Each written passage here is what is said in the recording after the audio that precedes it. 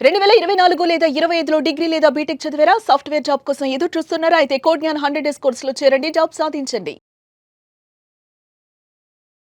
నమస్తే సార్. నమస్తే. Sir చాలామందండి domestic వయలెన్స్‌లో ఏం జరుగుతదనంటే, భర్త ఎలా పడితే అలా కొట్టి, ఇంట్లో నుంచి వెళ్ళిపో, ఈ ఇంటికి నీకు సంబంధం లేదని చెప్పేసి రోడ్డున పడేస్తూ ఉంటారు. వీళ్ళకేంటంటే ఎక్కడికెళ్ళాలో తెలీదు. ఒక పోలీస్ కస్టడీలోకి వెళ్ళిపోయిన తర్వాత వాళ్ళకి కూడా కేర్‌ఫుల్‌గా చూసుకోవాల్సినటువంటి బాధ్యత అవసరం ఉంటుందని చెప్పేసి అంటుండు.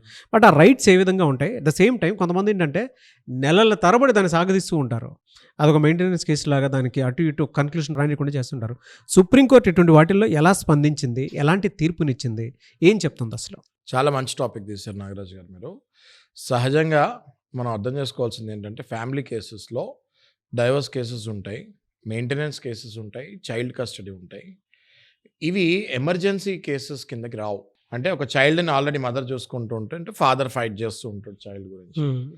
మెయింటెనెన్స్ ఏంటి అంటే ఆల్రెడీ వైఫ్‌కి ఒక రూపాయో, రూ. 2 ఉంటే అవి అయిపోయేలోపు నాకు మెయింటెనెన్స్ కావాలి అని మెయింటెనెన్స్ ఒక లాయర్‌ని పెట్టుకొని, అడ్వకేట్‌ని పెట్టుకొని ఆయనకి ఫీజు ఇచ్చి మెయింటెనెన్స్ కేసు వేసుకుంటే ఆమె దగ్గర పర్వాలేదు, బతుకుతెరువు ఉన్నట్టే లెక్క.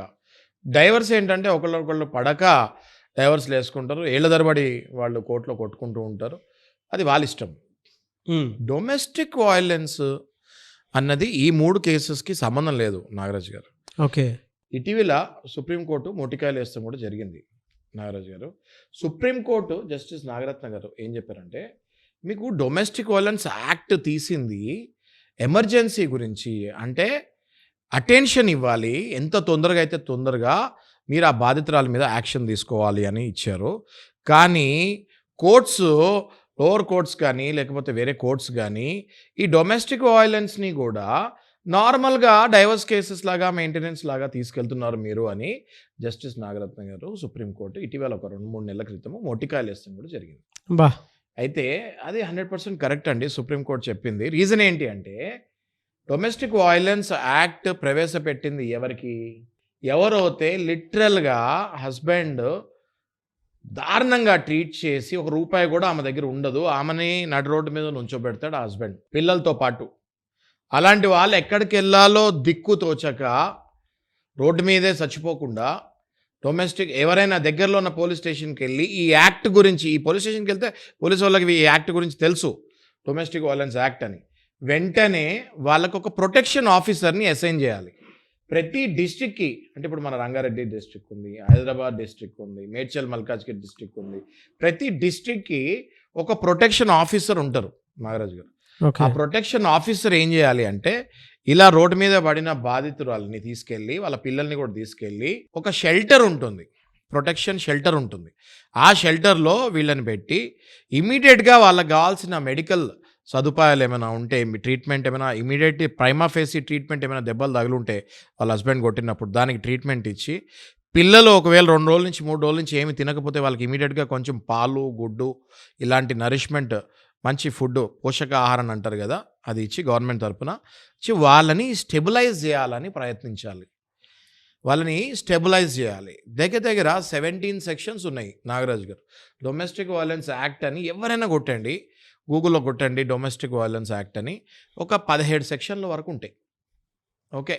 ఈ సెక్షన్స్ ఏం చెప్తాయి? అందులో వెంటనే గవర్నమెంట్ స్పందించి జ్యుడిషియరీ సిస్టమ్ తోటి కొలాబరేట్ అయ్యి పోలీస్ డిపార్ట్మెంట్ యాక్షన్ తీసుకొని ప్రొటెక్షన్ ఆఫీసర్కి హ్యాండ్ ఓవర్ చేయాలి. వాళ్ళు ఈ ప్రొసీజర్ ప్రకారం ఆమెను కాపాడాలి, సో దట్ వాళ్ళు చనిపోకుండా ఉండాలి అని.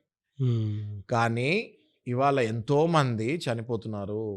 బికాస్ గవర్నమెంట్ దానికి తగ్గట్టు, అన్ని గవర్నమెంట్స్ని అంటున్నాను, నేను ఏదో పర్టికులర్ ఒక గవర్నమెంట్ అనట్లేదు, ప్రభుత్వాలు మారినప్పుడు వల్ల వీళ్ళు బడ్జెట్ అలొకేట్ చేస్తూ ఉంటారు నాగరాజు గారు. ఓకే. ఎప్పుడైనా బై మిస్టేక్ బడ్జెట్ దీని మీదకి తగ్గినప్పుడు ప్రతి డిస్ట్రిక్ట్లో ప్రొటెక్షన్ ఆఫీసరు, షెల్టర్ హోమ్స్ ఇవన్నీ ఉండాలి. ఇప్పుడు ఫీమేల్ కాబట్టి ఫీమేల్ ప్రొటెక్షన్ ఆఫీసర్స్ ఉండాలి.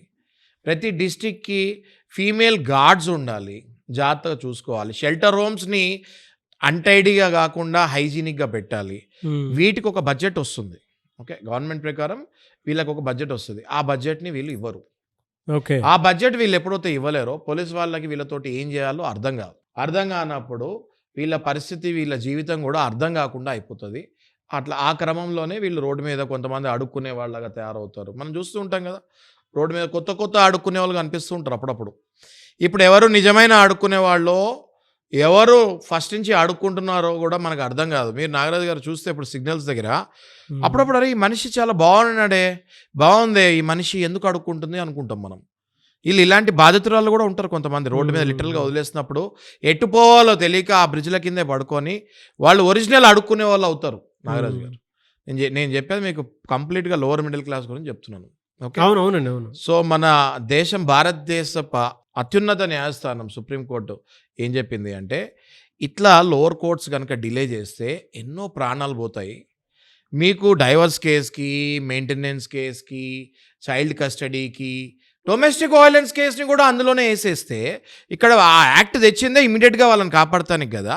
దయచేసి దాన్ని కలపకండి అని our India's appellate court supreme court has given some instructions to all the high courts and lower courts అండి. బా ఇది నవంబర్ నాకు తెలిసి గత 3 నెలల క్రితము జస్టిస్ నాగరత్న గారు చెప్తాం జరిగింది. వీళ్ళకి నిజంగా వీళ్ళు న్యాయమూర్తులు, వీళ్ళు దేవుళ్ళతో సమానం అండి నాగరాజు గారు. ఎందుకంటే వీళ్ళు మొత్తం మన భారతదేశం అంటే 1+ బిలియన్ పాపులేషన్లో ఇట్లా లోవర్ మిడిల్ క్లాస్ వాళ్ళు ఎంతోమంది రోజు కొట్టుకొని భార్యలను రోడ్డు మీద వదిలేస్తూ ఉంటారు. అలాంటి వాళ్ళని కాపాడటానికే ఈ ప్రొటెక్షన్ షెల్టర్స్, ఈ ప్రొటెక్షన్ ఆఫీసర్స్, ప్రతి డిస్ట్రిక్ట్కి ఒక ఆఫీసర్ ఉండాలి, షెల్టర్ హోమ్స్ ఉండాలి అని చెప్తాం జరిగింది.